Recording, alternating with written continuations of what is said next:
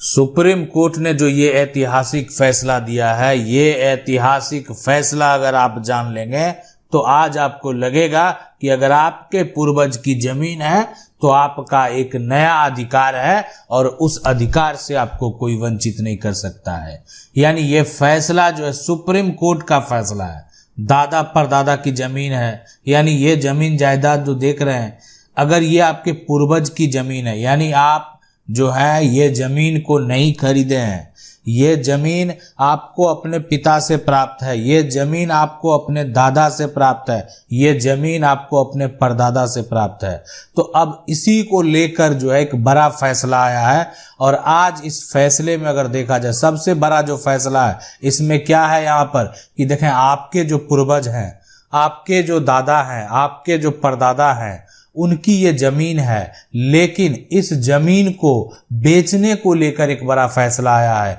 अक्सर आप देखते होंगे कि परिवार में मान लेते हैं कि ये दादा है, अब यहाँ पर दादा जो हैं, आपके जो दादा हैं उनके दो बेटे हैं, यानी ये भी इनका एक बेटा है और यानी संजय और विनोद जो है ये दोनों इनके बेटे हैं। अब इनके दो बच्चे हैं और इनके भी दो बच्चे हैं, इनको तो एक बेटा है और इनको एक बेटी है और इनको जो है यानी राजेश और सुमित यानी दोनों बेटे हैं। लेकिन आपके पूर्वज की जमीन को बेचने को लेकर, यानी ये जमीन को कैसे बेचना है, कौन बेच सकता है, कब बेच सकता है, किसको बेच सकता है, किसको नहीं बेच सकता है, क्या यानी ये जमीन को कोई भी जो आपके उत्तराधिकारी हैं, यानी जो आपके पूर्वज के उत्तराधिकारी हैं वो बेच सकते हैं। क्या पूजा इस जमीन को बेच सकती है, क्या अंकित ये जमीन को बेच सकता है, क्या राजेश इस जमीन को बेच सकता है, अगर ये सुमित बेचना चाहे तो क्या बेच सकता है। ठीक है, इस सवाल का जवाब है हाँ, ये बेच सकता है, लेकिन इस सवाल को लेकर यानी बेच सकता है, इस सवाल को लेकर अगर वो बेच सकता है तो बेच दे, लेकिन अधिकार, कानूनी अधिकार क्या है, क्या कहता है सुप्रीम कोर्ट का ये फैसला, यानी किसको होगा कानूनी अधिकार। तो देखें, सबसे पहले यहाँ पर देखा जाए कि देखें कोई भी जमीन का टुकड़ा है, जमीन का टुकड़ा जो है राजेश को आप देख रहे हैं, राजेश जो है जमीन के इस टुकड़े को यहाँ पर क्या किया, बेच दिया, ये बेच दिया, राजेश ने बेच दिया और बेच तो दिया, लेकिन जमीन खरीदने वाला खरीद लिया और इस जमीन का जो खरीदार है, यानी बेचा कौन, विक्रेता जो है, यानी विक्रेता है राजेश और यहाँ पर खरीदार का नाम है, यानी जो यहाँ पर खरीदार है वो है सरोज। तो ये जमीन की खरीद बिक्री हो चुकी है। खरीदार ने यहाँ पर जो है, खरीदार ने क्या किया, जमीन को खरीद भी लिया और विक्रेता राजेश ने बेच दिया। अब इस राजेश की जमीन से इस जमीन को बेचने को लेकर एक बड़ी आपत्ति है। ये आपत्ति अंकित में भी है, ये आपत्ति सुमित में भी है, यानी ये चाहते हैं कि ये जमीन जो है नहीं बेचे। और रही बात, अगर ये जमीन को बेच देते हैं तो असली हकदार कौन होंगे, सबसे बड़ा सवाल है। और क्या ये जमीन का खरीदार बदल सकता है, क्या कहता है हमारा कानून। तो देखें, सुप्रीम कोर्ट ने एक ऐतिहासिक फैसला दिया और उस फैसले में जो है, यानी उस फैसले के बारे में अभी आप जान सकते हैं, इसलिए कि इस फैसले के बारे में पहले भी हम बता चुके हैं कि ये फैसला जो आप जाकर देख सकते हैं, यानी आप प्लेलिस्ट में जाएंगे, वहां प्लेलिस्ट में आपको जो जजमेंट है, जजमेंट का स्टोरी दिखेगा, उसमें आप जा सकते हैं, उसमें आपको केस नंबर के साथ साथ पूरा डिटेल भी मिलेगा, यानी आप जाकर जो है उसको पूरा पढ़ भी सकते हैं, जान सकते हैं कौन सा फैसला है और इस फैसले में क्या कहा गया है। यानी ये सुप्रीम कोर्ट का एक बड़ा फैसला है, यानी ये फैसला जो हुआ था, यानी ये संतोष सिंह का फैसला या अन्य भी बहुत सारे फैसले हैं जो आप जजमेंट में जाएंगे और जजमेंट स्टोरी में जाकर देख सकते हैं। अब यहाँ पर इस फैसले में क्या हुआ, इस फैसले में यह हुआ कि जो विक्रेता है वो तो जमीन बेच दिया, लेकिन जो खरीदार है वो भी जमीन को खरीद लिया, लेकिन जो हिस्सेदार है उसका कहना है ये जमीन हम खरीदते,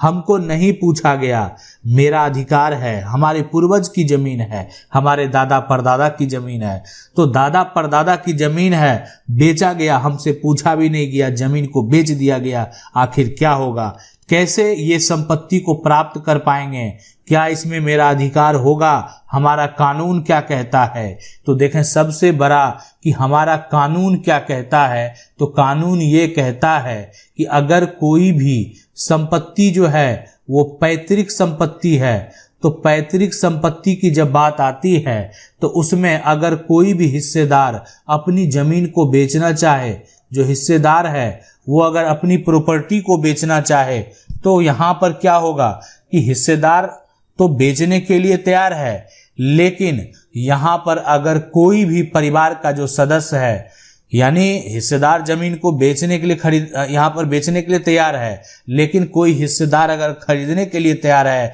तो पहले आपको सबसे पहले फैसला यही कहता है, पहले आपको क्या करना होगा, पहले आपको उसी के पास बेचना होगा। इसलिए कि यहाँ पर पहला अधिकार उसका बनता है, पहला उसका कानूनी अधिकार बनता है, आपको प्रॉपर्टी उसके पास बेचनी होगी, इसलिए कि कानूनी तौर पर उनको अधिकार प्राप्त है। और यह अधिकार ये कहता है कि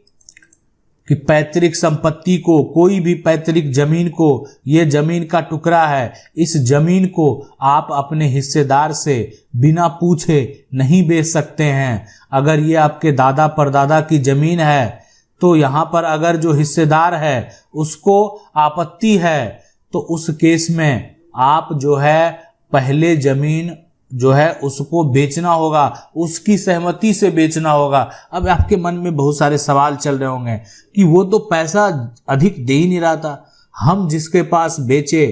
और वो तो पैसा अधिक दे रहा था, तो इसलिए हम उसके पास बेच दिए, और मेरा जो हिस्सेदार है वो पैसा उतना देने को तैयार ही नहीं था। यही तो कंडीशन है, इसीलिए तो पैतृक संपत्ति की जो जमीन की खरीद बिक्री हो रही है वो अन्य के व्यक्ति के साथ धड़ल्ले से हो रही है। तो आखिर इसमें जो हिस्सेदार है वो दावा करने के लिए कोर्ट नहीं जा रहे हैं। अगर वो कोर्ट जाएंगे और वो कहेंगे कि ये जो रकम है वो हम अदा करने के लिए तैयार हैं, ये जमीन हम नहीं बेचने देंगे, हमारे पूर्वज की जमीन है, इस पे मेरा पहला अधिकार बनता है और उस अधिकार को हम हासिल करेंगे, इसलिए कि इससे मेरा बहुत सारा जो एक तरह से पूर्वज का जो इतिहास है वो जुड़ा हुआ है, ये जमीन कोई अन्य नहीं खरीद सकता है, यानी ये मेरे साथ धोखा है। ऐसा ही हुआ था इस फैसले में, यानी इस फैसले में सुप्रीम कोर्ट ने एक, आप कह सकते हैं, इतिहास रच दिया इस फैसले को बदलकर। यानी इस फैसले में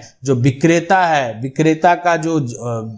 यहाँ पर जो जमीन अपना बेच दिया था, और जो खरीदने वाला है वो खरीद लिया, कब्जा भी कर लिया, लेकिन उसको जमीन वापस करना पड़ा, और पुनः जो है वो दोबारा जमीन किसको बेचना पड़ा, जो अन्य भाई हैं, जो अन्य हिस्सेदार हैं, उसके पास जमीन बेचना पड़ा। यानी अगर अंकित खरीदना चाहता है राजेश की जमीन, तो राजेश को पहले अंकित से पूछना होगा, वो खरीदेंगे। अगर सुमित खरीदना चाहता है, सुमित से पूछना होगा क्या वो मेरे हिस्से की जमीन को खरीदेंगे। अगर ये दोनों खरीदने को तैयार नहीं है, तभी राजेश जो है सरोज के पास जमीन बेच सकता है। यानी सरोज एक नया खरीदार है जो कि जमीन राजेश का खरीद लिया, लेकिन सरोज का कागजात जो है तभी एक मजबूत कागजात होगा।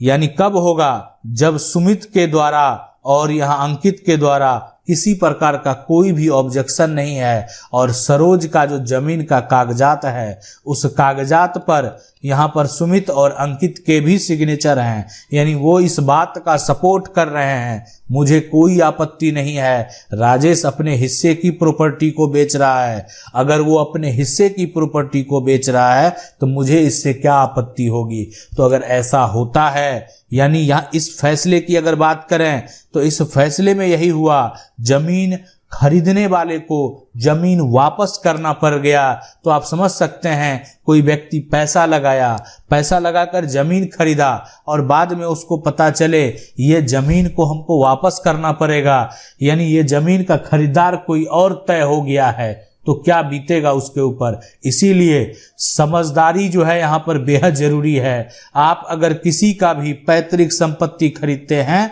पूर्वज की संपत्ति खरीदते हैं, तो उसके पूर्वज के जो अन्य हिस्सेदार हैं उससे आप क्या करें, सपोर्ट करवा लें अपने कागजात के ऊपर, यानी वो अगर कर देंगे तो भविष्य में कभी भी कोई भी इस पर दावा नहीं कर सकता है।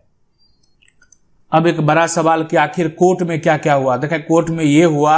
और यानी प्रक्रिया क्या हुआ। सबसे पहले शुरुआत आया, अंकित जो है राजेश के पास, राजेश को बोला कि मैं ये जमीन खरीदना चाहता था, तुम काहे दूसरे के पास बेच दिया,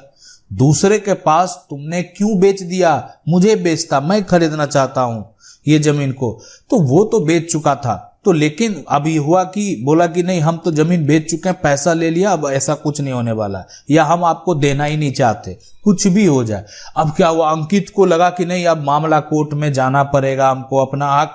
हक के लिए कोर्ट में जाना होगा, ये जमीन खरीदना मेरे लिए बेहद जरूरी है। अंकित चला गया, वो भी पैसा देने को तैयार है, अंकित भी पैसा देने को तैयार है, कोर्ट चला गया। कोर्ट में जब ये सबसे पहले मामला कहां पहुंचा, सिविल कोर्ट में, तो सिविल कोर्ट में जो है यानी जो केस हुआ, तो अंकित ने एक तरह से राजेश पर आरोप लगाया कि राजेश ने मुझसे बिना पूछे मेरी जमीन को बेच दिया। तो अगर ऐसा हुआ तो इस फैसले में पता है कि क्या हुआ। सबसे पहले सिविल कोर्ट ने क्या किया कि ये सिविल कोर्ट ने जो पैसा एक तरह से